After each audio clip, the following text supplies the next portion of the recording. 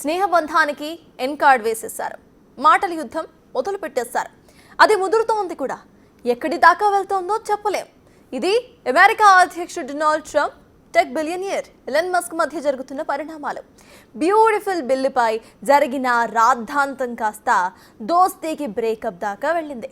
మొన్నటి దాకా కళ్ళల్లో కళ్ళు పెట్టి చూసుకున్న ఈ ఇద్దరు కూడా ఇప్పుడు కనిపిస్తే కాల్చివేత అన్నట్లుగా చూసుకుంటున్నారు.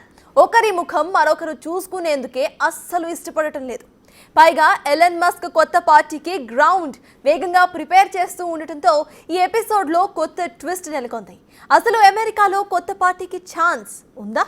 ఎక్స్క్లూజివ్ డీటెయిల్స్ ఇప్పుడు చూద్దాం.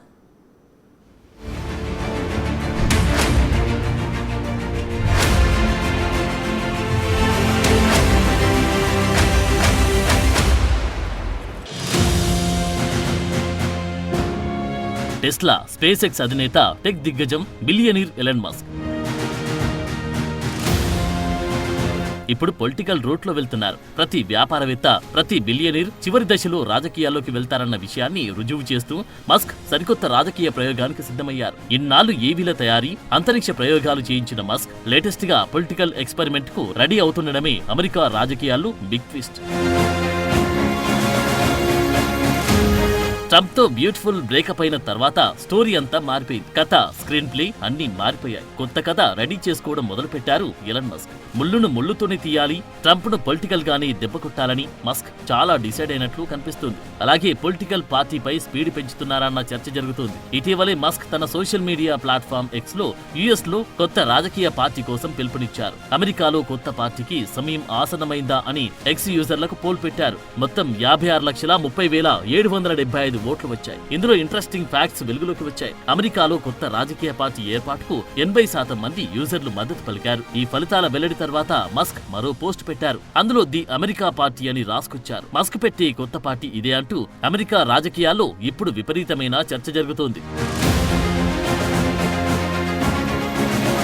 నిజానికి పరిస్థితి ఇలా దారితీయడానికి చాలానే కారణాలు ఎదురయ్యాయి. అంతటికీ కారణం వన్ బిగ్ బ్యూటిఫుల్ బిల్. అవును, ఈ బిల్లుపై ట్రంప్ సంతకం చేసినప్పటి నుంచి చాలా జరిగాయి. ఈ బిల్లుకు వ్యతిరేకంగా మస్క్ 25కి పైగా పోస్టులు సోషల్ మీడియాలో పెట్టాడు. కిల్ ది బిల్ అంటూ పిలుపునిచ్చాడు. ట్యాక్స్ కట్లను విస్తరించడం, సరిహద్దు భద్రత కోసం ఖర్చు పెంచడం, మెడికేట్ వంటి సంక్షేమ కార్యక్రమాలకు సంబంధించి ఈ బిల్లులో ఉన్నాయి. ఇది అమెరికాకు చాలా కష్టంగా మారుతుందంటాడు మస్క్. అలాంటిదేమీ ఉండదని కొట్టిపారేశారు ట్రంప్. మస్క్ సన్నిహితుడైన జారెడ్ ఇసాక్ మాన్ ను నాసా అడ్మినిస్ట్రేటర్ గా నామినేట్ చేసిన నిర్ణయాన్ని ట్రంప్ ఉపసంహరించుకోవడం మస్క్ ను కలవరపెట్టింది. మస్క్ తన ఏఐ స్టార్టప్ కు బదులుగా ఓపెన్ ఏఐ తో ట్రంప్ అడ్మినిస్ట్రేషన్ ఒప్పందాలు కుదుర్చుకోవడం మస్క్ కు నచ్చలేదు. ఫెడరల్ ఏవియేషన్ అడ్మినిస్ట్రేషన్ స్టార్లింక్ ను ఎయిర్ ట్రాఫిక్ కంట్రోల్ కోసం ఉపయోగించకపోవడం వంటి అంశాలపై కూడా అసంతృప్తి వ్యక్తం చేశాడు మస్క్. ఇలాంటివి చాలానే జరిగాయి. దీంతో ట్రంప్ మస్క్ సంబంధానికి బ్రేకప్ చెప్పక తప్పలేదు. సో కథ చాలా మారిపోయింది. ఈ వ్యవహారం తాను ట్రంప్ కు సపోర్ట్ చేయకపోయి ఉంటే అసలు గెలిచేవారు కాదని చెప్పడం దాకా వెళ్ళింది. ట్రంప్ కు అసలు కృతజ్ఞతే లేదన్నారు. రిపబ్లికన్ పార్టీకి 2,500 కోట్లు విరాళం కూడా ఇచ్చానన్నారు. దీనికి ట్రంప్ కౌంటర్ ఇవ్వకుండా ఊరుకుంటారా? స్పేస్ ఎక్స్ ప్రోగ్రామ్ కు కీలకమైన అమెరికా ప్రభుత్వ భారీ వ్యాపార ఒప్పందాలు రద్దు చేస్తామంటూ ట్రంప్ హెచ్చరించారు. తమ బడ్జెట్ లో $1 బిలియన్ డబ్బును ఆదా చేసుకునే తేలికైన మార్గమేంటంటే ఎలన్ మస్క్ కిస్తున్న ప్రభుత్వ సబ్సిడీలు, కాంట్రాక్టర్లను రద్దు చేయడం అని ట్రంప్ తన సోషల్ మీడియా ట్రూత్ సోషల్లో పోస్ట్ చేశారు. ఈ చీలికతో టెస్లా షేర్లు దారుణంగా పతనమయ్యాయి. ఇక మాటల యుద్ధంతో లాభం లేదనుకున్నారు ఏమో గానీ ఎలన్ మస్క్ రాజకీయ రంగ ప్రవేశానికి రంగం సిద్ధం చేసుకుంటున్నట్లు అర్థమవుతుంది. ట్రంప్ తో తేల్చుకోవాలంటే ఇలా కుదరదు. పొలిటికల్ గానీ వెళ్దామని దాదాపుగా డిసైడ్ అయ్యారంటున్నారు. అయితే అమెరికాలో రాత్రికి రాత్రి పొలిటికల్ పార్టీ పెట్టడం, సక్సెస్ చేయడం అంత ఈజీనా అన్న చర్చ జరుగుతోంది. అసలు అమెరికాలో రెండే ప్రధాన పార్టీలున్నాయి, డెమోక్రాట్లు, రిపబ్లికన్. ఈ రెండు పార్టీలోని ఎవరో ఒకరు అధ్యక్షుడిగా ఎన్నికవుతూ వస్తున్నారు. మూడో ఆప్షన్ లేదు. మరి ఎలన్ మస్క్ థర్డ్ పార్టీగా అవతరించాలని అనుకుంటున్నారా? అమెరికా రాజకీయాలు నడపడం అంటే రాకెట్లను స్పేస్ లోకి పంపి తిరిగి భూమి మీదకు దింపడమంత ఈజీనా? ఏం జరగబోతుంది?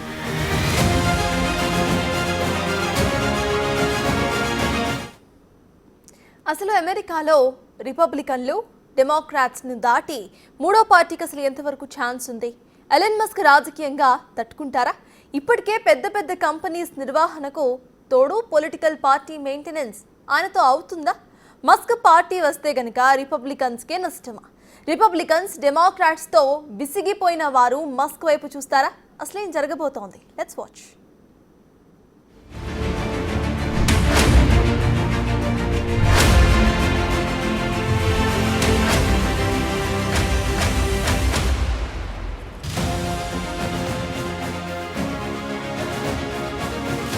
అమెరికా రాజకీయాలు చాలా డిఫరెంట్. అక్కడ ప్రధానంగా ఉన్నది రిపబ్లికన్లు, డెమోక్రాట్లు. ఈ రెండు పార్టీలే దశాబ్దాలుగా యునైటెడ్ స్టేట్స్ రాజకీయాలపై ఆధిపత్యంతో ఉన్నాయి. అయితే డెమోక్రాట్లు లేదంటే రిపబ్లికన్లు వీరిదే హవా. మూడో పార్టీ ఎందుకు పైకి రావడం లేదన్న ప్రశ్నలు సహజంగానే వస్తాయి. ఎందుకంటే ఇప్పుడు ఎలన్ మస్క్ కొత్త పార్టీకి రెడీ అవుతుండడంతో ఈ విషయం చర్చకు వస్తున్నాయి. అమెరికాలో ఈ రెండు పార్టీల ఆధిపత్యం 19వ శతాబ్దం నుండి కొనసాగుతుంది. డెమోక్రాటిక్ పార్టీ ఒక లైన్ లో వెళ్తే రిపబ్లికన్ పార్టీ మరో లైన్ లో ఉంటుంది. వేర్వేరు భావజాలాలుంటాయి. అందుకే ఓటర్లు కూడా రెండుగా డివైడ్ అవుతారు. మన దగ్గర బీజేపీ, కాంగ్రెస్ ఎలాగో అమెరికాలో డెమోక్రాట్లు, రిపబ్లికన్లు అలా అన్నమాట.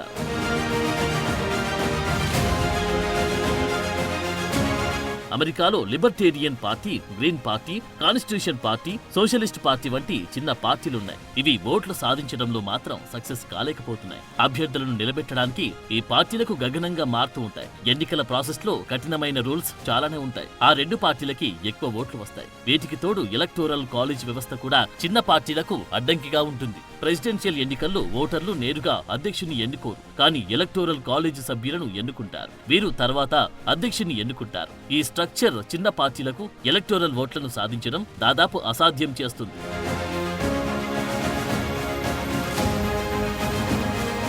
అమెరికన్ చరిత్రలో మూడో పార్టీ విజయాన్ని సాధించడం చాలా అరుదుగా జరుగుతాయి. 1912లో థియోడర్ రూజ్వెల్ట్ ప్రోగ్రెసివ్ పార్టీ ఒక సిట్టింగ్ ప్రెసిడెంట్ ని ఓడించిన ఏకైక మూడో పార్టీగా నిలిచింది. కానీ దీర్ఘకాలంలో ప్రభావాన్ని చూపలేకపోయింది.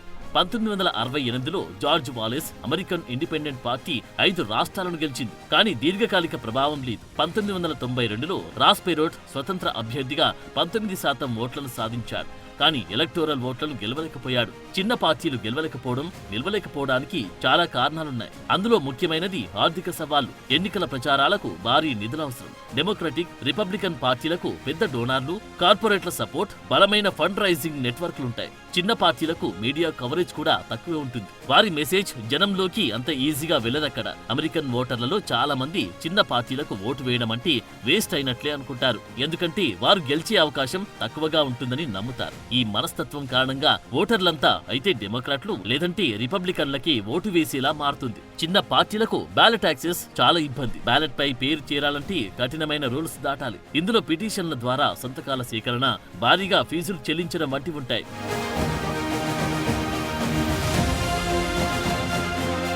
సో ఇప్పుడు ఎలన్ మస్క్ అమెరికన్ పాలిటిక్స్ లోకి వస్తే ఎలాంటి ప్లస్ పాయింట్లున్నాయో ఇప్పుడు చూద్దాం. మస్క్ ఆర్థికంగా బలవంతుడు, మీడియా సపోర్ట్ ఉంది. అతని నికర సంపద 2025 మే నాటికి $424.7 బిలియన్ల ఉంది. 2024 ఎన్నికల్లో ట్రంప్ రిపబ్లికన్ అభ్యర్థుల కోసం 2500 కోట్ల దాకా ఖర్చు చేశాడు. ఈ ఆర్థిక శక్తి కొత్త పార్టీని స్థాపించడానికి, ప్రచారాలు నిర్వహించడానికి, ఓటర్లను రీచ్ అవ్వడానికి ఉపయోగపడుతుందంటున్నారు. అలాగే ప్రముఖ social media platform X owner ఆయనే. మస్క్కు 220 మిలియన్ల ఫాలోవర్లతో భారీ సోషల్ మీడియా రీచ్ ఉంది.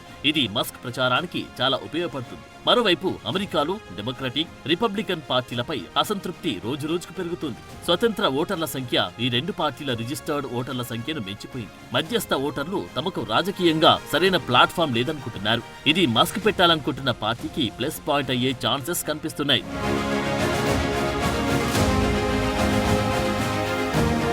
అంతేకాదు టెస్లా, స్పేస్ ఎక్స్ వంటి కంపెనీల ద్వారా మస్క్ ఒక విప్లవాత్మక, క్రియేటివ్ టెక్ దిగ్గజంగా బలమైన బ్రాండ్ ఇమేజ్ సంపాదించుకున్నాడు. సవాళ్లను సమర్థంగా ఎదుర్కొనే కెపాసిటీ ఉందని జనం నమ్ముతున్నారు. ఇది రాజకీయంగా ప్లస్ అయ్యే అవకాశం ఉంది. ఇక మైనస్ పాయింట్లు చూద్దాం. ఇప్పటికే టెస్లా, స్పేస్ ఎక్స్ వంటి మల్టీ కంపెనీస్ నిర్వహిస్తూ ఉండడంతో ఇది రాజకీయ పార్టీ నిర్మాణానికి అవసరమైన టైం, ఎనర్జీకి లిమిటేషన్ గా మారుతుందంటున్నారు. అమెరికన్లు కొత్త పార్టీని ఎలా స్వాగతిస్తారన్నది కూడా బిగ్ క్వశ్చన్. అయితే ఓవరాల్ గా చూస్తే ది అమెరికా పార్టీ ప్రెసిడెన్షియల్ ఎన్నికలను గెలవలేకపోయినా అమెరికన్ పాలిటిక్స్ ను ప్రభావితం చేయొచ్చన్న చర్చ జరుగుతోంది. పైగా మస్క్ ఇప్పుడు ట్రంప్ తో విభేదించాడు. అంటే అది రిపబ్లికన్ ఓట్లను చీల్చవచ్చుంటున్నారు. దీంతో డెమోక్రాట్స్ కు బెనిఫిట్ జరిగే అవకాశం ఉందంటున్నారు. డెమోక్రటిక్ లీడర్లు ఇప్పటికీ మస్క్ విమర్శలను తమకు అనుకూలంగా మార్చుకుని డైలాగులు పేలుస్తున్నారు.